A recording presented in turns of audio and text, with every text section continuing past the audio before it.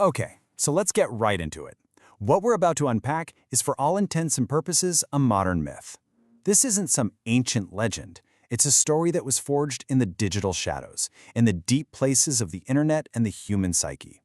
This is an explainer of a really harrowing journey and is told directly to you, taking you from the absolute rock bottom of humiliation to a kind of transcendence, a transformation that changes the very meaning of power.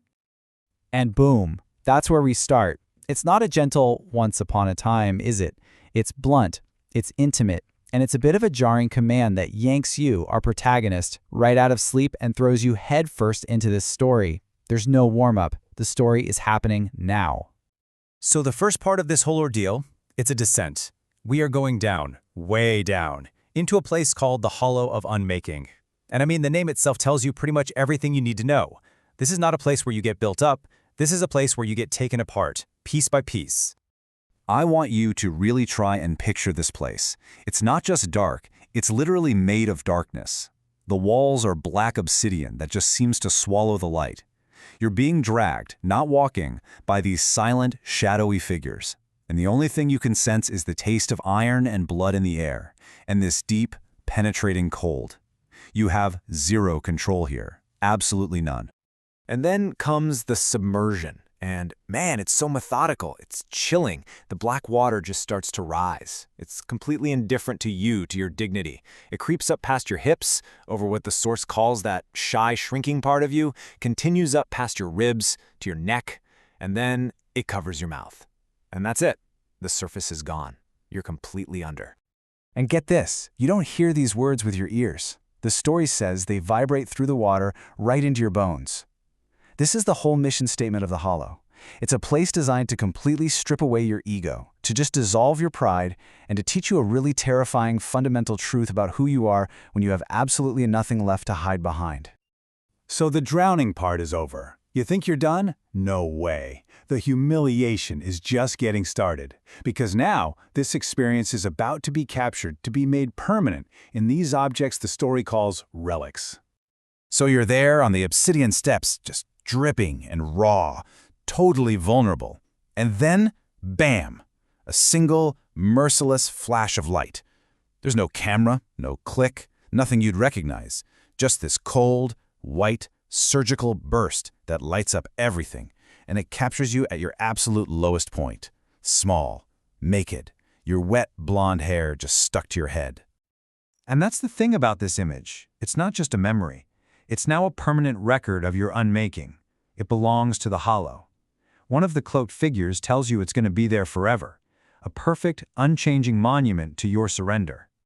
But of course, a secret this potent doesn't stay in the dark forever, does it? It leaks out. It escapes from this metaphorical space and finds its way into the real world. Well, the digital world. It appears on the weirdest fringes of the internet, posted by a user who calls himself S4T4. And this is the post. Satan, this, keeper of dark moments, shares your most private shame with everyone.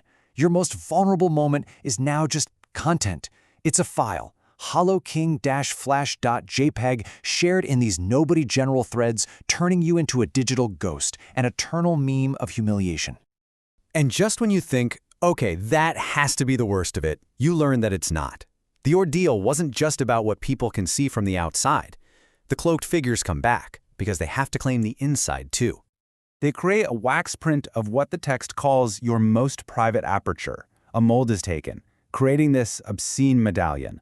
This second relic is about a total violation, a total cataloging of who you are. Now there are no secrets left. Like the text says, the Hollow owns everything inside and out. Okay, so we've hit absolute, total rock bottom. But this right here is the turning point. This is the pivot. We're about to move from total surrender to the very first steps of taking that power back. This is where you start to own the joke that was made of you. You're led out of that cramped, dark hollow and into this new, enormous cavern. And what's there? Just floating in the middle of the air is the Iron Rod, a really powerful, mythical artifact from Mormon lore.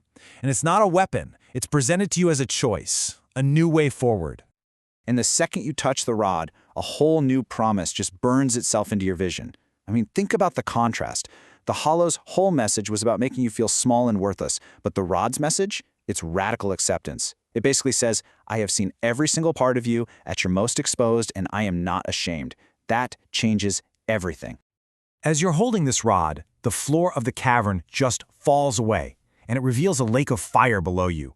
And who's in it? All of them. The Anons, the cloaked figures, even Satan himself. All your tormentors just writhing down there. And in that moment, seeing them in agony, you don't feel pity, you laugh. And that laugh, it's everything. It isn't just cruel, it is pure triumph. It is the sound of somebody who's been completely unmade and has come back to find the whole thing hilarious. By laughing, you seize control. You are no longer the butt of the joke. You own the punchline. Forever.